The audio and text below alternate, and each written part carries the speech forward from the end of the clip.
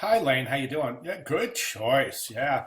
Where would we be without our computers? I know it's so easy for us to get mad at our computers and call it a piece of junk and wish you never bought it. But boy, at the end of the day, it's some amazing things that we're doing. I don't know if you caught Janelle from our class. I don't know if you've been catching her posts, but she's in the jungle in Belize, and she's got her laptop and she's attending class in the jungle in Belize. So that's just a little testament to your the strength of your choice here. I think it's very, very interesting. So let's take a look at the work, okay? Now, there's a couple of things I want you what I've done here, and I think the best way for me to do this is to come over, where is it? Right here, and then I take your guy here, and I kind of reduce the size a little bit so we can get the instructions and the requirements in the same frame as your work and kind of compare the two. So, okay, now I get what you're saying, computer, all right? But the dominant image, your selected object must be the dominant image. So your dominant image should be a computer. Right now it's not. Your dominant image is an image of people using the computer. So if that's the image, your computer, that would be your dominant image. So that would have to be the dominant image on the page. And don't forget that dominant image needs to bleed the page in two areas.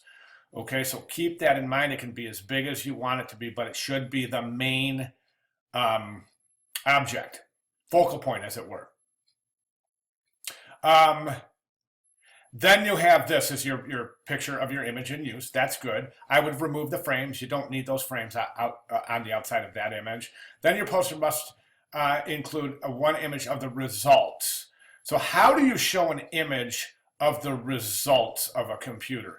You could show maybe a printer with some paper coming out of it. I don't know how you're going to do that, but that is a tough one. How do you show the results of a computer? You could show some digital artwork. There's a number of different things you could do, but it has to be the end result of using the computer. All right. And then your computer has to, you know what? Hold on one second. Sorry about that. And I'm just saying, I'm going to look down here and your imagery has to bleed twice somewhere in the composition, not necessarily your main image. So keep that in mind, okay? So that your main image would be your computer. I would make that the main image. It could be coming off the side of the page. It could be coming off this side. And then you could have the image of the people using the computer. Finally, you'll have your image of the results of using a computer. I don't know, do you have a favorite digital artist? You could show a couple small pieces. Then you have the two components of the computer. So I don't know what you're going to want to show for that. Right now you're showing a iMac and then a little laptop. So they're two different computers, so you're not showing two components of the same computer. Hope that makes sense. I mean, you could show a keyboard and I don't know, a motherboard, I guess. Think about the two components of the computer that you would use. Of course, iMac only has the one. Well, I guess it would have this and the keyboard. That could be considered two components. So think about that. And then,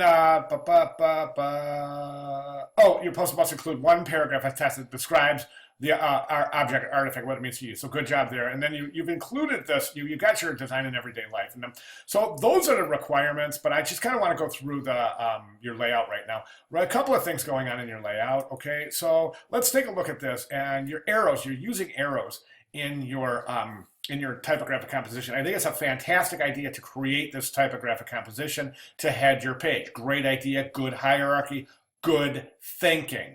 The arrows are taking the eye, and what do, Lane, when we see an arrow? We look. If we see somebody pointing, we look to see where they're pointing. If we see an arrow, we look to see where it's pointing. Right now, your arrows are pointing off your page. That's not a good position to be in because you're telling your viewer to look off the page. And if they do, following the arrow, following what you're telling them to do, they're just doing what you're telling them to do, they might not come back into the composition. So that's a concern. Letting and kerning right here, watch what happens when we back down. I'll have to do this to do that. So watch what happens as we get at a distance. We can see that the letting and kerning is really tight, almost creating lines instead of text at a distance. This right here, watch this area right here. Design in, the word in actually disappears at one point. It just says design everyday life. Clearly there, but somewhere in between that, that distance, which this is a poster, presumably it will be viewed from a distance. So watch your letting and kerning there. Also, watch your grid. This should be on line. This using a grid, following the grid, this would be in alignment with something. And right now it just really isn't. So definitely lay a grid out here. I think this is a mistake right here, connecting the Y with the F. Why? Because it just looks like, it might fit in there, let's stick it in there. There's no real purpose behind it. You see what I'm saying? So instead of trying to say, and it looks like right now, it looks like that as we look at this design, it just looks like, this designer kind of, the letting there is so tight that letters are touching, and then over here the designer just said, oh wow, that'll fit, I think I'll make them touch. So it doesn't really look designed. Okay, hope that makes sense. If not, let me know, I'll clarify. So those would be my recommendations. Okay, now watch your typographic hierarchy and remember our typographic rules. Specifically, there is one rule right here being broken. Come on now. And the rule is this: if you're going to reverse type, don't use a serif typeface. If you're going to reverse type, try to use a sans serif. And if you're going to reverse type, absolutely have to open up that kerning. Absolutely. This is why, Lane, watch. Okay, so now, right there, that starts becoming unreadable. At that, now it just looks like white stripes on a black background. And that's why you open up the kerning, and that's why you try to use something eliminating the serifs, because they cause a little bit of visual noise while presenting a white type on black background. All right, good job. Any questions at all, please let me know. Thanks, Lane.